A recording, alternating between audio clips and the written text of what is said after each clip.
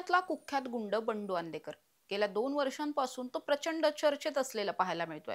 कधी वनराज आंदेकर खून प्रकरण तर कधी वनराज आंदेकरांच्या खुनाचा बदला घेण्यासाठी स्वतःच्याच नातवाला मारण्यासाठी रचलेला कट असेल, कधी गणेश काळे खून प्रकरण असेल, कधी अल्पवयीन तरुणांना हाताशी धरून त्यांना गुन्हेगारीत उतरवणं असेल, त्यांच्याकडून वेगवेगळे गुन्हे करून घेणं असेल, कधी मध्य प्रदेशातून 15 पिस्तल आणल्याचं प्रकरण असेल, किंवा कधी बेकायदेशीर गोष्टींमधून मोठ्या प्रमाणात खंडणी उकळणं असेल, कधी अनधिकृत बांधकामं असतील, ताबा मारणं असेल, अशा अनेक प्रकरणांमुळे बंडू आंदेकर आणि त्याची ही संपूर्ण गँग गेल्या अनेक दिवसांपासून चर्चेत असलेली पाहायला मिळते. अर्थात या गँग मधील सगळे महत्वाचे जे मेंबर आहेत, आंदेकरचे कुटुंबीय आहेत, हे सगळेच जण सध्या तुरुंगात असलेले पाहायला मिळतात. मात्र तरी देखील त्यांच्या बाहेर असलेल्या चर्चा काही केल्या थांबत नाहीयेत. वेगवेगळ्या स्वरूपाचे जे गुन्हे दाखल होत आहेत तेही काही केल्या थांबत नाहीयेत.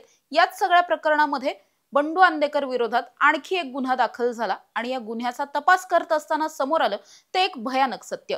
सत्य नेमकं काय होतं? तर अर्थातच बंडू आंदेकर याच्या खात्यामध्ये बँक अकाउंटमध्ये तब्बल 21,60,00,000ची रोकड आढळली होती. आता माझ्यासारखाच तुम्हालाही प्रश्न पडला असेल की इतकी मोठी रोख रक्कम बँक अकाउंट मध्ये बंडू आंदेकरच्या नेमकी आली तरी कशी? नेमका इन्कम सोर्स काय आहे? हे सगळं स्वकर्तृत्वावरती कमवलेलं वगैरे आहे की नेमका या सगळ्याचा स्रोत काय? हा प्रश्न तुम्हालाही पडला असेल. मात्र याच प्रश्नाचं उत्तर शोधण्याचा प्रयत्न केलाय तो आता पुणे पोलिसांनी. आणि पुणे पोलिसांच्या तपासातून नेमकी काय काय माहिती समोर आली आहे सगळंच जाणून घेणार आहोत. नमस्कार, मी समृद्धी आणि तुम्ही पाहताय टॉप न्यूज मराठी. वनराज आंदेकर खून प्रकरणानंतर आंदेकर गँग आणि बंडू आंदेकर पुन्हा एकदा चर्चेत आलेला पाहायला मिळाला. वनराजच्या खुनाचा बदला घेण्यासाठी नंतर मग आयुष कोमकरची हत्या करण्यात आली, गणेश काळेची हत्या करण्यात आली. आयुष कोमकरची हत्या ज्यावेळी झाली त्यावेळी मात्र पुणे पोलीस हे कम्प्लिटली या आंदेकर टोळीला नेस्तनाबूत करण्याच्या तयारीत होते. त्या अनुषंगाने पुणे पोलिसांनी अनेक प्रयत्न केले, वेगवेगळ्या स्वरूपाचे गुन्हे दाखल झाले. आंदेकरांनी ज्यांना कुणाला टॉर्चर केलं असेल, त्रास दिला असेल, ज्यांच्या कुणाविरोधात कुठलंही बेकायदेशीर कृत्य केलं असेल, त्या सगळ्यांनी समोर यावं आणि गुन्हे दाखल करावे असं पुणे पोलिसांनी आवाहन केलं होतं. या आवाहनानुसार अनेक जण समोर आले, अनेकांनी गुन्हेही दाखल केले. तशाच पद्धतीचा आणखी एक गुन्हा गेल्या काही दिवसांपूर्वी दाखल करण्यात आला. या गुन्ह्यामध्ये फिर्यादींनी नेमकं काय म्हटलं होतं? तर फिर्यादींनी सांगितलं होतं की हे जे आंदेकर गँग आहेत किंवा बंडू आंदेकर स्वतः असेल, बंडू आंदेकरने मोठ्या प्रमाणात व्यावसायिकांकडून खंडणी उकळलेली आहे. ही खंडणी कुठल्या व्यावसायिकांकडून उकळली? तर अर्थातच गणेश पेठेमध्ये जे मासळी बाजार भरवला जात होता त्याच मासळी बाजारामध्ये असलेल्या अनेक व्यावसायिकांकडून.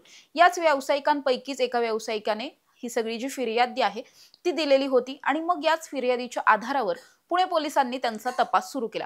त्यावेळी तपासातून असं समोर आलं की या गणेश पेठेच्या मार्केटमध्ये ज्या ठिकाणी मूळ महानगरपालिकेने उभारलेलं एक इमारत आहे, ज्या इमारतीमध्ये हा सगळा मासळी बाजार भरतो, या मासळी बाजाराच्या बाजूला आणखी एक मासळी बाजार भरत होता आणि हा जो पूर्ण मासळी बाजार होता हा संपूर्णतः बेकायदेशीर होता. कारण आपण जर बघितलं तर त्या ठिकाणून एक नागझरी नाला जातो. या नाल्याच्या अवतीभोवती म्हणजे दोन्ही किनाऱ्यांवरती नाला इतका छोटा आहे की अगदी आपण 1-2 पावलांनी तो पार करू शकतो. फारसं पाणी वगैरे नाहीये.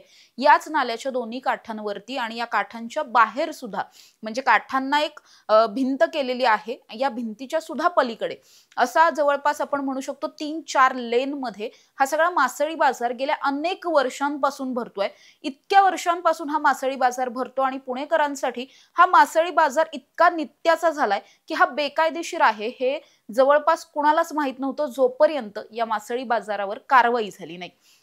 त्यामुळे आपण जर बघितलं तर या संपूर्ण मासळी बाजारामध्ये जवळपास 300 ते 400 लहान मोठे स्टॉल्स होते ज्या ठिकाणी मासळी विकली जात होती. हे संपूर्ण हा जो बाजार होता हा तर बेकायदेशीर होताच, मात्र या बेकायदेशीर जागेवर म्हणजे जी जागा स्वतःची नाहीये त्या जागेवर बेकायदेशीररित्या स्टॉल लावून त्यांच्याकडून आणखी बेकायदेशीररित्या खंडणी उकळण्याचं काम या आंदेकर टोळीने गेल्या अनेक वर्षांपासून केलं. जवळपास 10-12 वर्षांपासून हे सगळं सुरू होतं आणि या सगळ्याच व्यावसायिकांकडून महिन्याला प्रोटेक्शन मनीच्या नावाखाली काही पैसे उकळले जात होते. अर्थातच जो कोणी पैसे देणार नाही त्याच्यावर मग त्यांच्या पद्धतीने जे काही त्यांना धमकावणं असेल किंवा मारहाण करणं असेल वगैरे वगैरे हे सगळं केलं जायचं. अशाच अनुषंगाची एक केस 3-4 महिन्यांपूर्वी सुद्धा एक समोर आलेली होती, ज्यावेळेस सुद्धा एका मासळी बाजारामध्ये असलेल्या एका स्टॉल धारकाने काही पैसे दिलेले नव्हते. अनेक वर्षांपासून तो पैसे देत होता, मात्र काही कारणास्तव त्याने नंतर पैसे दिले नाहीत. म्हणून त्याची 2-3 दुकानं होती.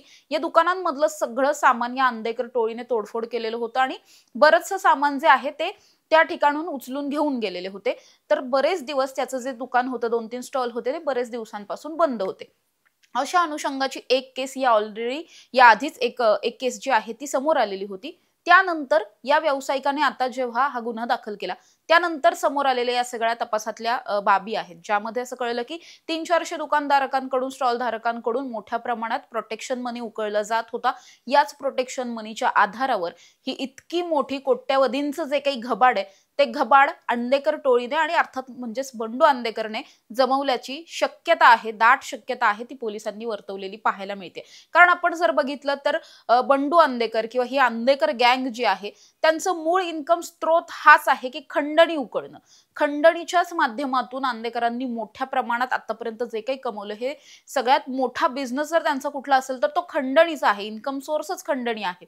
त्यामुळे मासळी बाजार असेल किंवा आणखी काही अंधेकरांचं ज्या ठिकाणी वास्तव्य आहे, जे घर आहे, गणेशपेठ, नाणापेठ असेल, या भागांमध्ये सुद्धा मोठ्या प्रमाणात खंडण्या उकळण्याची कामं त्यांनी याआधीही केलेली आहेत आणि ही कामं गेल्या अनेक वर्षांपासून सुरू होती.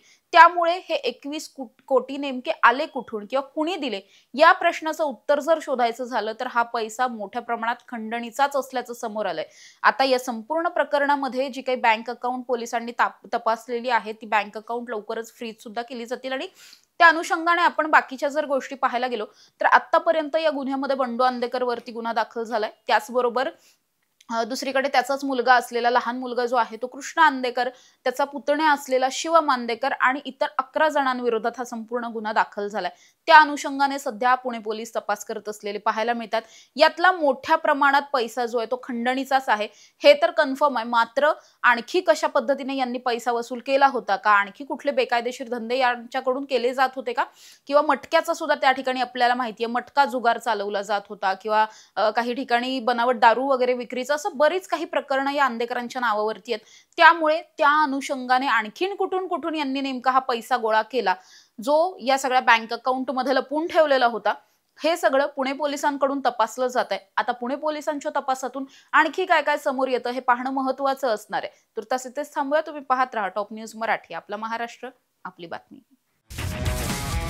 तुमची car, electric panel, data server आगीपासून सुरक्षित आहे का?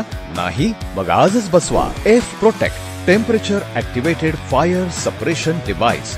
यामध्ये आहे eco friendly non toxic pressurised liquid, जे आग लागल्यास क्षणार्धात ऍक्टिव्हेट होऊन आगीवरती मिळवते नियंत्रण. बसवण्यास अतिशय सोपे आणि सुटसुटीत डेकालिपचे एक दर्जेदार उत्पादन एफ प्रोटेक्ट.